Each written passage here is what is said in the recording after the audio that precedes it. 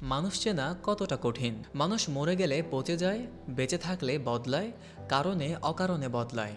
কাজেই আপাতদৃষ্টিতে মানুষ চেনা আসলেই কঠিন। মানুষের প্রতিটা পরতে পরতে যেন মুখোশ।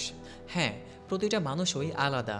আলাদা তাদের বিচার, বুদ্ধি, বিবেচনা, নিজস্বতা, স্বকীয়তা, জীবনযাপন ইত্যাদি।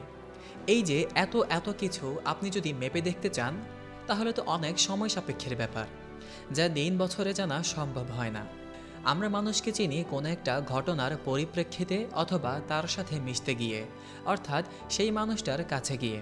দূর থেকে তো সবই সুন্দর লাগে, কেবল কাছে গেলেই তারা স্বচ্ছতা হারায়।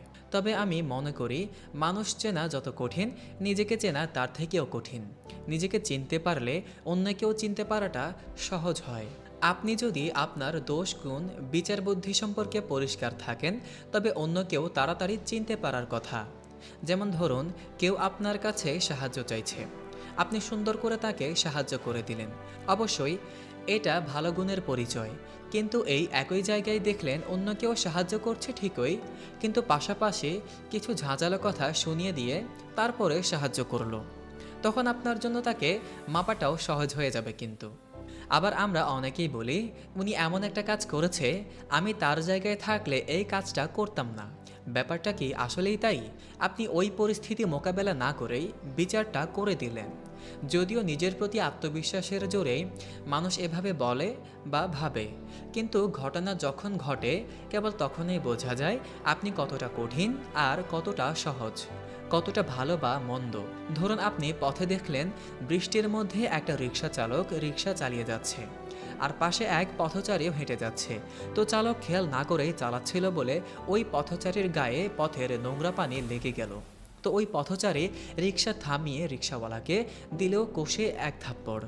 তাই দেখে আপনি মনে মনে বললেন, এই জন্য থাপ্পড় দেয়া লাগে? রিক্সাওয়ালা তো আর দেখে নাই, দেখলে তো আর এমন করতো না। ব্যাস এই পর্যন্তই ভেবে আপনি চলে আসলেন। এরপর অন্য একদিন আপনার সাথে ঠিক একই ঘটনা ঘটল। দেখা গেল আপনি মনের অজান্তেই রিক্সাওয়ালাকে থামিয়ে যাতা বলে গালি দিলেন এবং বেমালুম ভুলে গেলেন সেদিনের মনে মনে বলা কথা। তাহলে এখানে কি বলবেন? আপনি কি ভালো? যাই হোক, এমনই কিন্তু হয়। আর এই জন্যই বলে, বলা যত সহজ, করা তত কঠিন।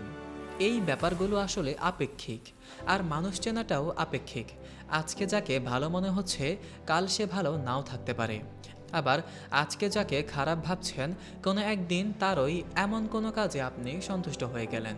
হতেই পারে, এবং এভাবেই চলতে হবে।